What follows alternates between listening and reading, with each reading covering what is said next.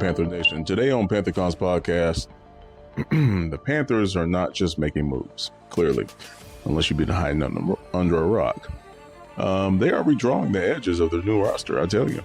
New speed, new depth, new pressure points, familiar faces retained, veteran bodies out, and the real question is simple, folks.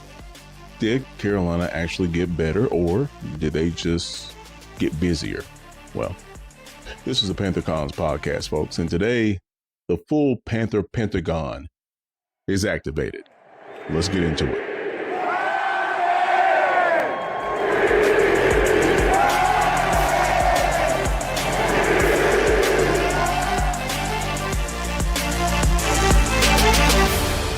Hello, Panther fans, and welcome into Panther Comms Podcast. I'm your host, Timmy Vio, your executive host and command authority, and the episode is built for one thing only, folks. Roster intelligence. 319. That's right. Dan Morgan's been acting a fool. We're going to talk about it today. I'm going to introduce some things and give you guys an idea of what the new format is going to be for this upcoming season. And man, it's going to be something. So the Carolina Panthers have been active, needless to say, right? Not loud for the sake of being loud, mind you. Dan Morgan and his team is calculating. Not reckless for the sake of, headlines and active with purpose. No. The team has added or agreed to terms with help at edge, linebacker, quarterback, center, tackle, and wide receiver so far. And that's something.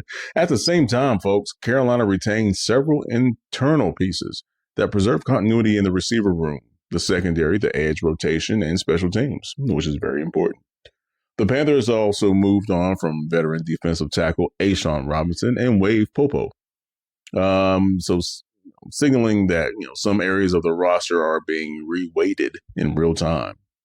So this show is not about random reactions. This is about fit, purpose, consequences, and who these moves tell us the Panthers think they are becoming. Coach J is opening the ledger. Coach Dillon is handling the offensive implications. Coach Payne is handling the defense, and Dr. J is giving us the body mechanics and player performance layer. And JD Media is packaging the whole operation. I'm going to tell you who these folks are in just a second.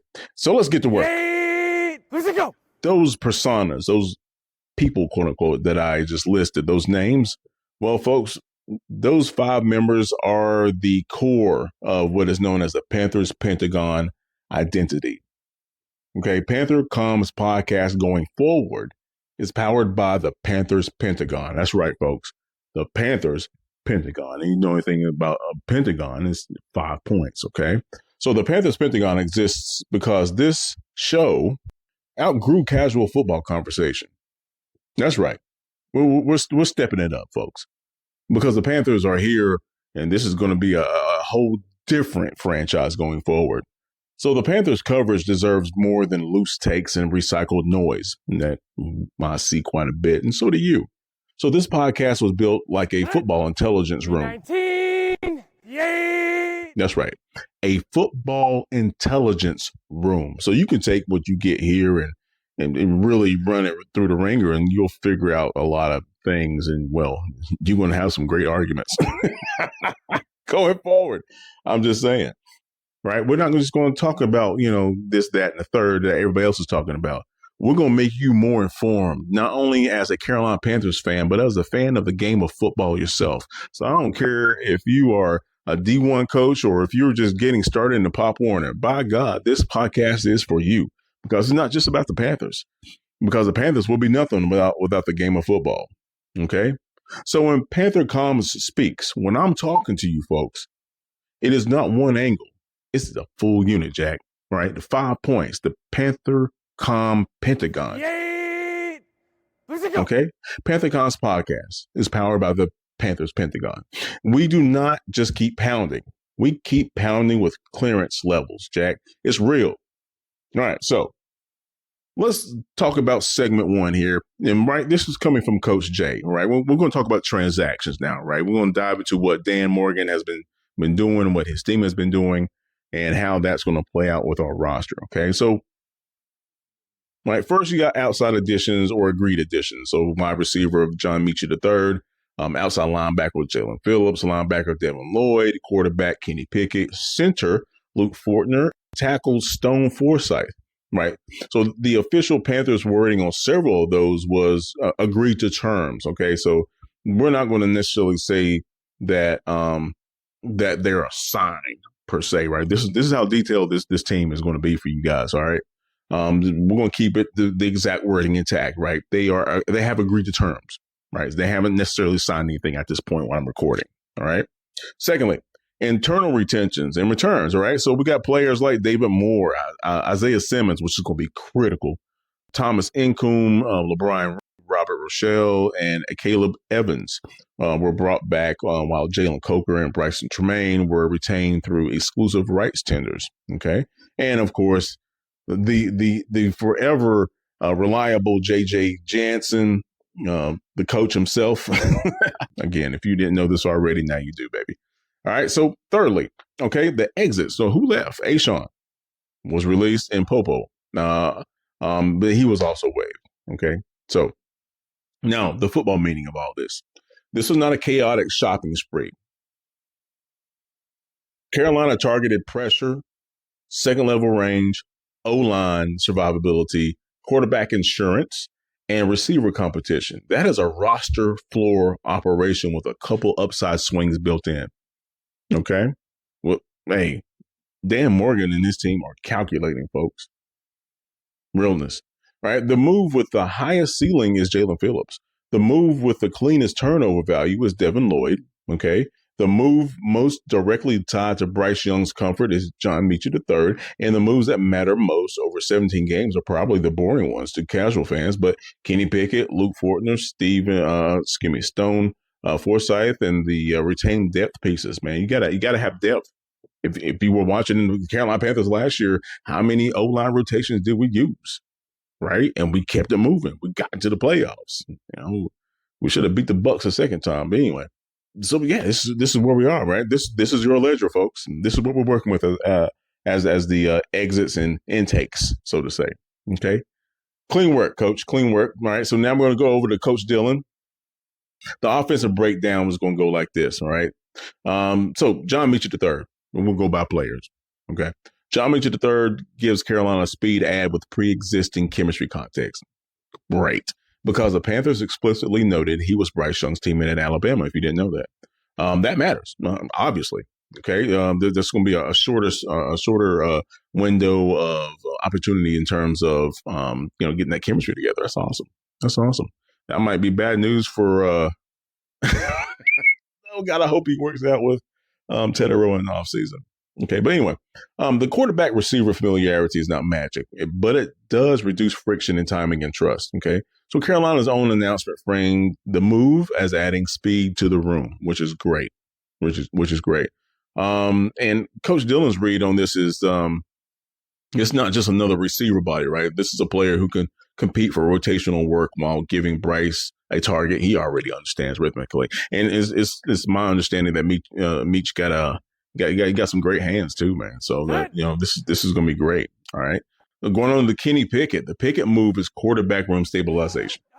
319. Okay, that's all it is. The Panthers' own backgrounder emphasizes that Carolina agreed to terms with a former first-round pick who has starting experience with 14-10 as a starter in Pittsburgh, spent time with Philly, and spent 2025 with Las Vegas. Okay. This is QB2 competence. All right. So obviously he's going to provide some type of competition for Andy. But yeah, Carolina's trying to avoid a situation where one injury destroys the architecture of the offense. Right. Again, Dan Morgan is building this team to win. Right. He's not just plugging and playing. He's playing to win. I love it. Going on to Luke Fortner, the center, is an interior insurance and competition move. The Panthers feature on him frames the signing as reestablishing the center of the line, quote unquote, and his profile highlights interior experience and versatility. If your center room gets unstable, your offense gets unstable, obviously. So Fortner matters because he raises the floor in the center of the O-line. That's great. That's great. Going on to Stone Forsythe. Pure tackle depth, pragmatism, right? The Panthers feature highlights that he has. He was a long-time college starter. Protected Kyle Trask's blind side in 2020 while allowing only 2 sacks that season. Again, big dude, great reach. Now he's a little weak on the run game side of things, which is fine because Bryce Young is obviously the center of this offense. Okay. Nobody celebrates tackle depth until the week they need it. This is a survival move. All right. This is coming from Coach Dillon. All right. Going on to David Moore. Now we're going to touch all the offensive players that we brought back, folks. Just because you need a reminder on how good we're going to be. And hopefully David doesn't get his arm broke off. That was a dirty move. Man.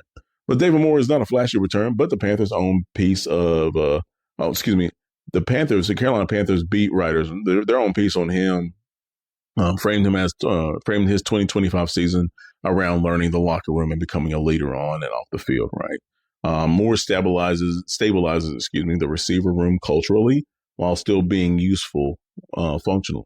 All right. He's a great asset. Jalen Coker and Brycen Tremayne, 2 big body receivers, by the way, but Jalen Coker, folks, that's my guy.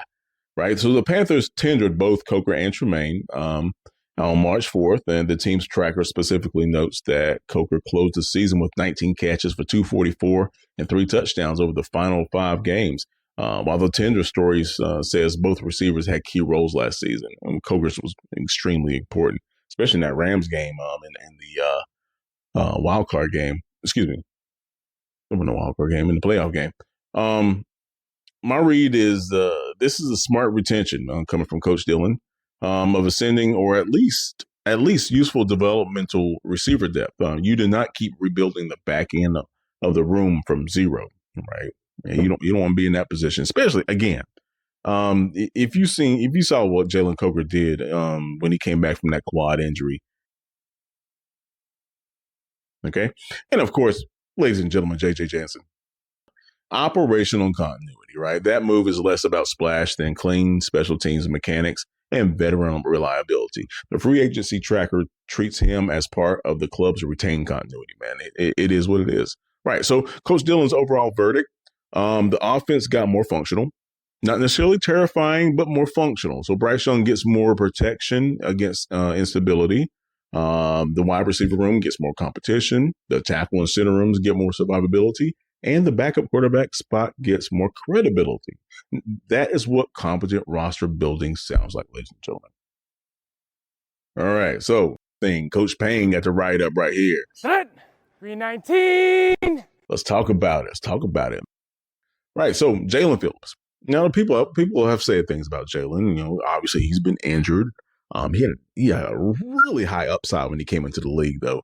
But can he get back into that shape? Well, this is the swing move, all right, coming from Coach Payne. The Panthers' official materials describe Phillips as a former top recruit and first-round pick. And their report, /feature, cycle made clear that Carolina targeted pass rush help fast, right? The club's free agency tracker says the Panthers were tied for 28th in sacks last year with 30.0. So the need was explicit. I mean, come on. If Phillips is healthy, this is the move that changes games, not depth charts, games. Any questions? Now, granted, that's a big if because we gave him big if money. But, folks, the length is there, the burst is there, the bend is there. If you look at his old stuff from, I believe, the Dolphins, whoo, buddy. But this is the guy I'm excited about, right? Devin Lloyd. Clean fit for what Carolina needed at the second level. The Panthers report on him says he had 81 tackles, 5 picks in last season, right, including a 99-yard pick 6 against Patrick Mahomes. Ain't that something? Yeah. And there are 5 things, quote unquote, no pun intended, feature notes about Devin Lloyd. Those 5 picks were tied to second most in the league, folks. 319. It also notes he earned Pro Bowl and All-Pro recognition. If you didn't know, Lloyd is not just a stack and shed linebacker. He changes passing windows. That is a different kind of linebacker value. So if he comes in there and he gets a great relationship with Evero and what he what he wants out of his green dot. That's your Mike, centerpiece linebacker that tells the front seven what to do. It's going to be wonderful. All right, we got our DN / outside linebacker, and then we got this guy who made one of the biggest special teams plays in the postseason, Isaiah Simmons. Isaiah Simmons returning keeps a hybrid athlete in the room. The Panthers officially announced him among the 3 internal free agent returns on March 10th. Simmons preserves sub-package flexibility, and he is still a toolkit defender. I think the maturation that came along with what he went through in Arizona and, not finding a home, that'll humble a player and also make you extremely hungry. He seemed to be a competitor. I think he's in a great place. We got great front office, great coaching staff, great defense around him. He doesn't have to be a leader, right? So he can learn the playbook, right? Get acclimated with what Evero expects and really be a game changer going forward. That's one hell of a pickup, I have to say. So LaBryan Ray and Robert Rochell. All right, the Panthers re-signed both on March 10th. Describing them as keeping key depth, during a busy start to free agency. Okay, these are anti-chaos moves, as Coach Payne says, and you do not want to be shopping for emergency depth in October, especially if you're trying to win games. Akayleb Evans. All right, so they re-signed Evans on March 11th. It says he had appeared in 18 games with 1 start after being claimed from Minnesota in 2024. Okay. Evans is another floor preservation move for the secondary and kicking game units. All right. I mean, we'll probably go secondary early in the draft from what I'm looking at here. And so, this is what it looks like, folks. The defense got more dynamic on paper, more range at linebacker, more pass rush upside, more flexible depth in the secondary and edge room. But the interior still needs to prove it can absorb attrition and volume after Robinson's departure. What does that tell me, folks? We're going to draft. We're going big boy in the first 2 rounds, whether it's defense or offense. We're going big boy first. You heard it here first. Write it down. Dan Morgan to set it up. Folks, I'm telling you, that's probably the best place to get a really decent, right, 3 technique, 4 technique kind of guy is in the draft. Young, all right. He doesn't have to learn too much, but he can learn behind somebody like Derek Brown, right? Bobby Brown, bro. Hey, I'm telling you. So yes, the defense got better, right?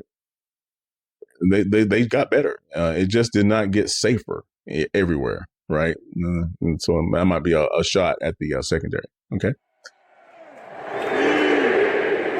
All right, segment 4. We're going to talk about the performance and health layer here, right? So if you're bored about details when it comes to the human body and kinesiology and players getting hurt, soft tissue, injuries and things of that nature, this might not be for you. You might want to go ahead and but if you're about the game of football like I am, check it out. All right, so Dr. J is going to break down some stuff for you folks. We're going to talk about Jaelan. Obviously, because again, this is where the questions keep coming up. Jaelan. Well, check it out. So Phillips is the obvious medical and performance swing point. Okay. Carolina pursued him because high-end edge traits are hard to manufacture. But the value of the move is inseparable from whether he can consistently express lower body explosion and bend again over a full season. All right. The football upside is obvious. The kinetic question is whether the body permits the full version of the player to show up. The Panthers' own coverage treated him as a major pass rush ad, which means expectations are not low. So they're probably going to treat him like they treated Big Derek, right? Again, you're talking about your star D tackle coming off of, I believe, a patella tear. That's tough. That is tough, right? So we'll probably manage his snaps. If we go edge in the draft, who knows? I think we're pretty comfortable knowing that Scorton is going to get that. Is going to get one side of that. He's going to get snaps. Princely might be getting snaps too. I mean, this might be the kind of situation where Jalen can come in and we just micromanage his snaps and get the most out of him, man. If he can be a third down game changer.